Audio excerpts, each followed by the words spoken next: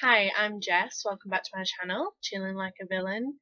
Today I'm going to be doing my February TBR. I said before on this channel that I don't really do TBRs because I don't like to be too limited, but my sort of tentative TBRs have gone well in the past, and the TBR that I've got now is more like a winter TBR, so it's not just for this month, or at least I know what I want to get to soon, and it's okay if I don't do it at all in this month.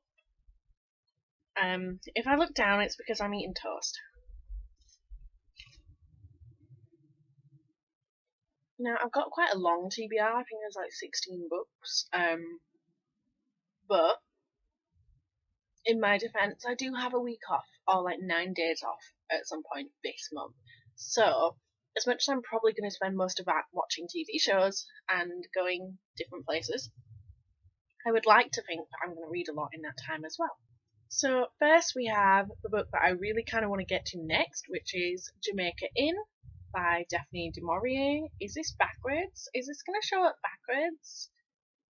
Oh. Anyway, this follows Mary Yellen in, I don't know what year, in the past. It's a period novel about, I think it's in the 1900s. I'm sorry, I've seen the adaptation but I can't remember. This follows Mary Yellen. She goes to live in Cornwall in Jamaica Inn with some distant relatives, I believe, and weird things start happening at the inn, and she's sort of drawn into this conspiracy of smuggling and all this kind of stuff. So it's really interesting, and it really focuses on like the inns, the power of the inn, in the same way that Wuthering Heights is so concerned with the Heights as a sort of entity of it in and of itself. So that should be really interesting. I do know the story, but I am quite excited to read it because I really liked it when I watched it on the TV. And I do like a lot of period things. I like classics, and my mum said I would like this. So we have the second Queen of the Tealing novel, which is the version of the Tealing. I listen to these on audiobook, so I can't hold them up for you. Queen of the Tealing follows Kelsey Glynn as she comes of age to become the queen of her country, and it just follows her trying to be a queen. I just read the last one like a week ago, and I loved it, and it was amazing, and I really want to read this. Then we have the second Diviner's novel, Lair of Dreams by Libba Bray. Again, audiobook. I think that made me enjoy it a bit more. Enjoyed the first one a bit more. So I want to get to a second one just because I don't want to leave it too long. I waited to read the second Gemma Doyle novel for a year, and the second one's my favourite in that series, but I just didn't want to leave it too long. I want to sort of get it out of the way whilst it is still a 2-book series, because I believe another one is probably going to come out, but I can keep ahead of it if I read it soon. Then we have the 4th and 5th Julia Gray novels. This is the first one because I would be reading the 4th and 5th on ebook. The 4th and 5th being The Dark Road to Darjeeling and The Dark Inquiry. This follows Julia Gray, who is a Victorian lady, and she follows crimes, solves crimes, not follows crimes, that would be weird.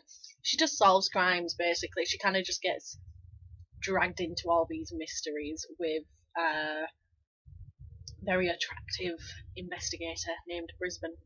Historical romances, I have said it before and I will say it again, historical mystery romances are my thing, and I really want to get to finishing this series because I really like it. I've just been putting off reading the last 2 books, even though there's novellas after it as well. So I think it's kind of time that I just finish this series, basically. Especially since Deanna Rayborn has since started a new historical mystery series about a girl named Veronica Speedwell, who, after her aunt's death, who she lives with, is sent, I don't know, someone tries to kidnap her.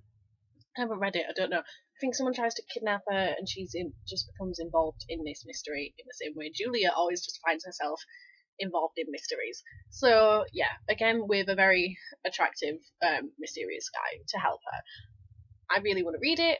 I think I'm going to love it because I love Julia Gray so much. But I want to finish Julia before I read Veronica. So yeah. Then we have Under the Never Sky by Veronica Rossi. This follows 2 people who are in space and they have to go find someone's mum that goes missing. I don't know. I think that it's like a dystopian sci-fi world, and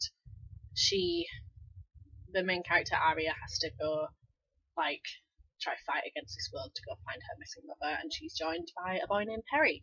I really want to read this because I've had it for ages, and I kind of want to like see if I want to carry on with the series, and if not, get rid of the books. I have so many, but also it kind of seems like what I wanted These Broken Stars to be.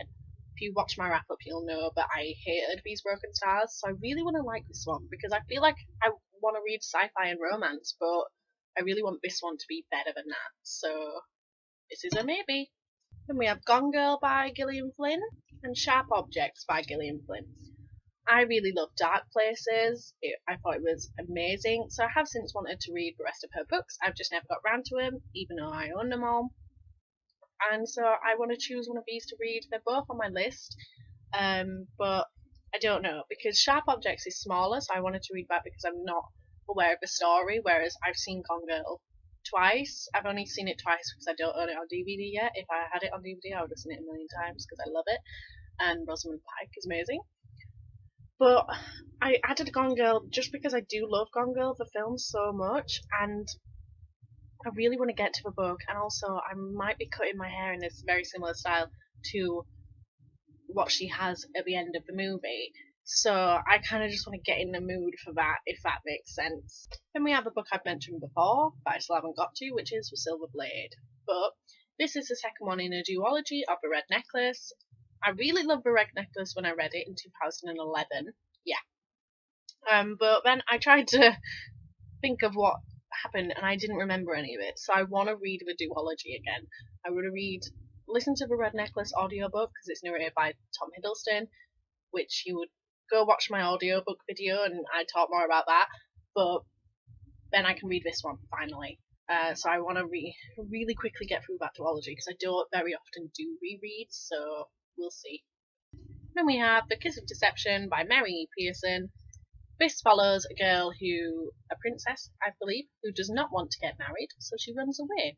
And then there is someone who wants to marry her who is sent after her, and there is an assassin who is sent after her, and you don't know which one is which. So it's about her journey, and it's about solving that mystery and that kind of thing, and I really want to read it because I'm kind of in a fantasy mood. After reading Queen of the Tearling and loving it, I kind of really am in a fantasy mood, so I kind of want to get to this one. Speaking of being in a fantasy mood, I still have not read this book, which is The Pillars of Creation, and it's the 7th Sword of Truth book, which are all there behind me here. All of this shelf is basically all of them, because there's so many. But I haven't read them for a year. Like, it always takes me a year to get to them, but because I'm in a fantasy mood, I feel like I might try get to that soon. So we'll see. On top of that, also there is Size 12 is Not Fat by Meg Cabot, which is a contemporary mystery series about a more voluptuous main character, and I think that is something that's really good and that I want to read. And I really love Meg Cabot, and I want to read all of her books. So if I want to go completely off TBR, then I might read those. But I do have one more thing that is on my TBR that I really want to get to, but it won't take me long to read it all. And it's so special, and I'm so excited, you guys. I'm so excited. Okay. Oh, Princess Leia. If you cannot read that, look how beautiful this is. It's about Princess Leia from Star Wars, and I believe it is set after the first film. It's either set before or after, but I believe that it's after. So yeah, and I love Princess Leia. If you don't know this about me, I love Princess Leia, so I'm really excited. And I was look at this, oh my god. And I was flicking through this as well, and she seemed to have so much like female interaction, talking to women and like strategizing with them and stuff. And they don't do that a lot in the films. You might know this if you've seen Star Wars. You kind of know that they don't do that a lot. So I'm really excited to get to this because I love Leia and I just want more of her, and I really want to read it. But it's so special to me. It's so special, but I'm kind of waiting for exactly the right time where it's going to be like a little treat, and I want to just sit down and read it all. So we will see when I get to this one. Okay, so that was my long February TBR, but February like onwards TBR. Because I also did not include the Legend trilogy, which is like behind my chair somewhere, and I also did not include Broken Harbour, which is fourth Dublin Murder Squad book. But they are very much on the TBR. I just forgot about them. I might even get to Broken Harbour soon, so I don't know why I forgot it. But yeah, they're around there somewhere. Uh, so yeah, there's a lot of books, but I'm reading quite quickly at the moment, or at least I was. I don't know if I've maybe hit a wall a little bit because I read too quickly. But we'll see. I really want to get to a lot of books. I might try read sort of as many of these as I can before my week off, because then I won't have as much to read in my week off. But this is a February TBR, and I know I only read 7 books in January, and that was still quite good because I read like 3 of them in a week. We're just gonna have to see. We're gonna have to see. Okay. Anyway, thank you for watching. I'll see you again soon. I'm sorry I keep looking down in all these videos. It's because I'm doing this on camera as opposed to the movie maker thing that I normally do it on, so I can like see myself more, and it's weird. So yeah. Also, I'm like super narcissistic. So anyway, thank you for watching. I'll see you again soon. Bye bye. I just did it again. I'm doing it again. I'm doing it right now.